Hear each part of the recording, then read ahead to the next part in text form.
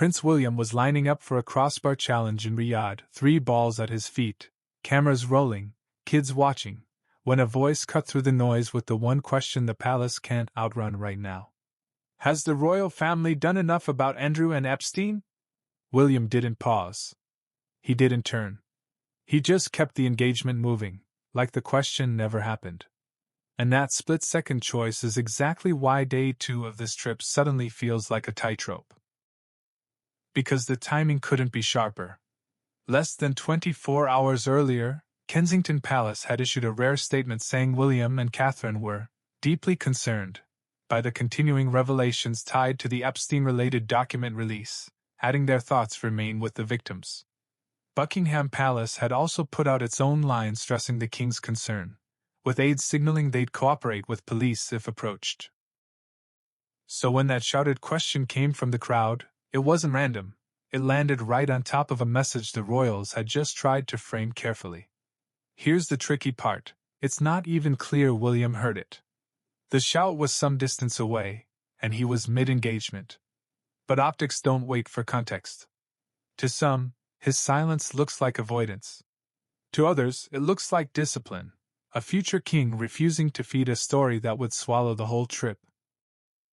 Either way, the moment instantly became a headline, because it threatens to overshadow what this visit is actually supposed to be about.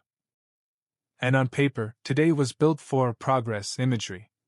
William toured Minsk Sports City, meeting girls aged around 10 to 15 training with youth squads, hearing about women's football in the kingdom, and chatting with local families using facilities that include paddle courts, beach volleyball areas, a BMX track, and a skate park. He even took the crossbar challenge, and instead of clipping the bar, he put all 3 shots into the net. Then he leaned into the friendly small talk. First time in Saudi, different weather in the UK, keep practicing, see you at the World Cup. It's soft power in sneakers. But that wasn't the only future-facing stop.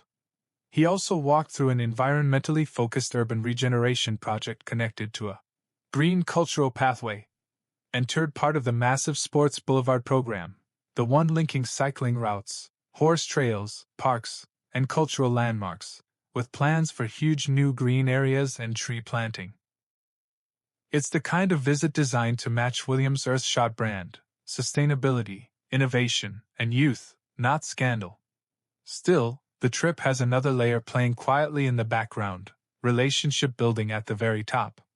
William met Crown Prince Mohammed bin Salman again, including a private dinner, and sources are framing it as warm, wide-ranging conversation about the UK-Saudi relationship. Even the gift detail is telling. William reportedly gave MBS an England shirt signed and worn by Harry Kane.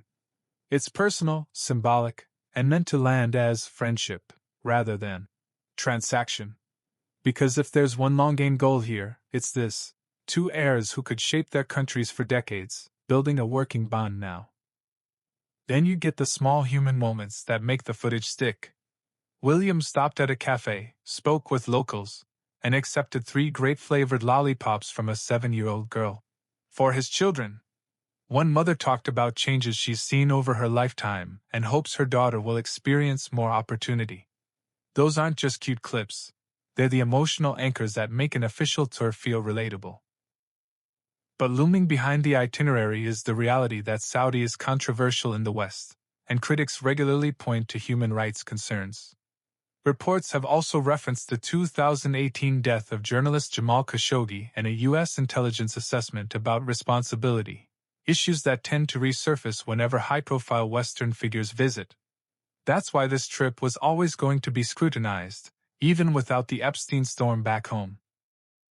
So when someone shouted that question at Minsk Sports City, it didn't just test William's hearing.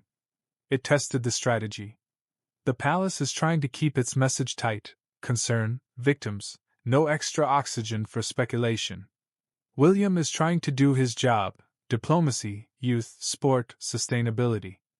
But the world keeps trying to pull him back into the one storyline he can't control. And that's the real cliffhanger now. Not whether he can hit a crossbar. Not whether the photos look good. It's whether this trip will be remembered for what he did in Riyadh, or for the one question he didn't answer.